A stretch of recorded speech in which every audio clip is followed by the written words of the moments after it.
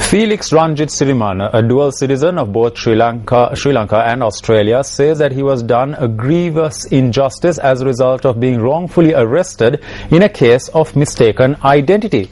On the 26th of September, the Minor Complaints Unit of the Kandy Police had arrested Sirimana while he was at a bookstore, accusing him of illegally sending people abroad. Ranjit Sirimana was charged with illegally obtaining 600,000 rupees, promising to send an individual abroad to Japan. The complainant charged that the man in question was not Felix Ranjit Sirimana, but the person who obtained money from him to send him abroad. Subsequently, the defendant had submitted the relevant documents to the Kandy police to prove his identity. However, the police produced him before the Kandy Chief Magistrate on the 27th of September, following which he was remanded until the 4th of October. Felix Ranjit Sirimana was released on bail on the 4th of October, and the case was taken up for hearing in open court yesterday. The court had acquitted Felix Ranjit Sirimana. My client was done an injustice as a result of mistaken identity. He was in remand custody for 8 days. He requires special medical attention. He was subject to great mental stress, and since the court date had been set for today, he decided to visit Australia temporarily and return in time for the hearing. With the advice of my lawyers, I am contemplating taking action against Kandy police, not because of money, but because of the fact that what happened to me should not happen at all, and I don't want it to happen to anybody in the future in Sri Lanka.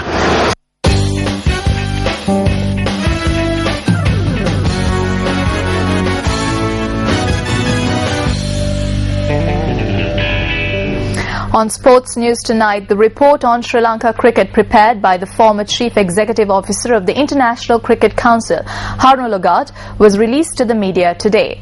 One of the key issues pointed out in the report prepared by Logat is a strong perception of ministerial or government interference, where the sports law provides for ministerial involvement in the game, which would breach the International Cricket Council regulations.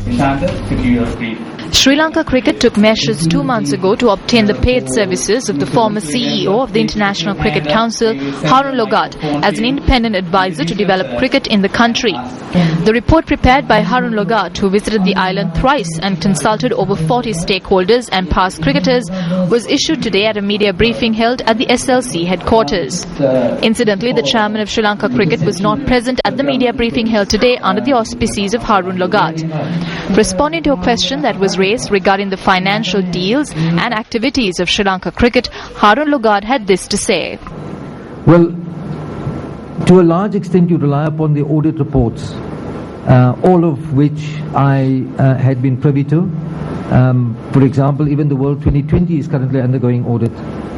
It's not possible in the time period that I had to sit and audit specific accounts. I've got to rely on the auditors for that. So I don't have an issue insofar as adhering to process, to accounting for finances. Those deals that were done by SLC would have been done a long time back. I accepted that as a given, and I'm talking about the future.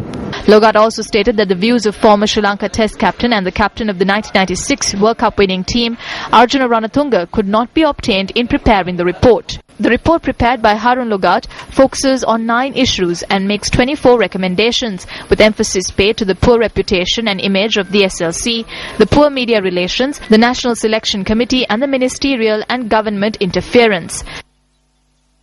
We have discussed this with the Honourable Minister. He was very positive in terms of changing certain clauses in the sports law to accommodate it.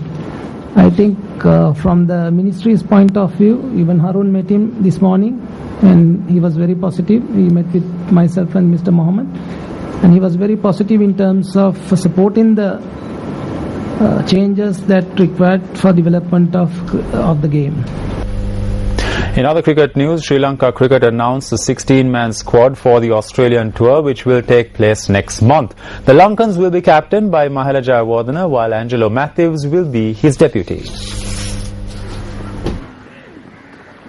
The squad consists of Mahela Jayawardena, Angelo Matthews, T.M. Dilshan, Kumar Sangakkara, Taranga Paranamitana, Tilan Samaraweera, Prasanna Jayawardena, Wangana Herat, Nuwan Kulasekara, Shamin Deranga, Suraj Juandev, Dinesh Chandimal, Chanaka Balagedara, Nuwan Pradeep and Dimut Karunaratne. Meanwhile, Lahiru Tirimana, Tisara Pereira, Jeevan Mendis, Akhil Dhananjay and Ajanta Mendis are on standby. The squad has been approved by the Minister of Sports. The Badminton Association of Sri Lanka has decided not to send a team representing Sri Lanka for the annual International Youth Badminton Tournament, which is to be held in Singapore. Meanwhile, the Southern Province Badminton Association stated that this decision was taken disregarding the badminton players of the Southern Province. However, the Badminton Association of Sri Lanka denied this allegation.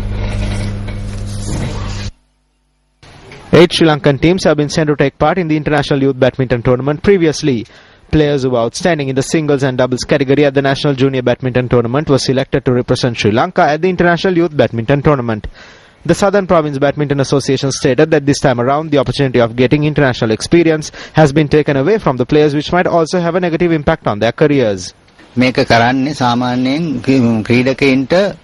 This is usually done to boost their attitude towards the game and boost their morale. These players are sent abroad with the funds of their parents. They get this opportunity only at this age. If this opportunity is taken away from them, it will affect their attitude towards the game. The players who have committed themselves to the sport will miss out on this opportunity. ඒගොල්ලන්ට ඒක ඇත්තටම ජීවිතේටම බලපෑමක් එනවා මෙච්චර කල් අවසර ගන්න තිස්සේ මහන්සි වෙලා ඒ ජයග්‍රහණය ගත්ත ළමයින්ට ඒ අවස්ථාව නැතුව යනවා. I deny all these allegations. The reason we decided not to send a team is because when we looked at the selection matches, their performance was not up to standard. So we decided not to compete in this tournament whether money was available or not.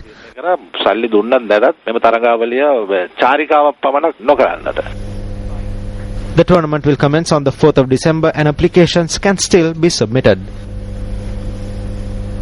5 goalkeepers have been shortlisted for the FIFA Fifth Pro World 11 2012, with one of the 5 nominees set to be presented as the Goalkeeper of the Year during the FIFA Ballon d'Or Gala on the 7th of January next year.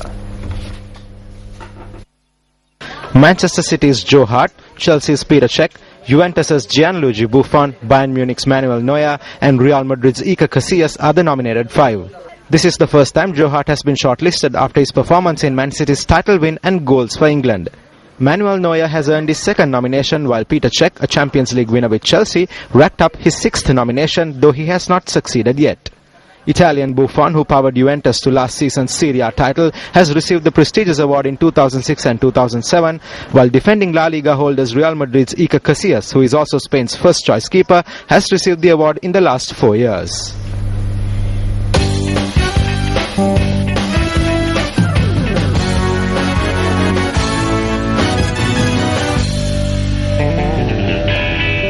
And with that, we wrap up this edition of your Primetime News Bulletin. Of course, don't forget to log on to www.newsfirst.lk for the very latest on the world around you. Thanks a lot for joining us. I'm Shane Silva. And I'm Mahinda Bongzo. Take care and good night. Hotline 0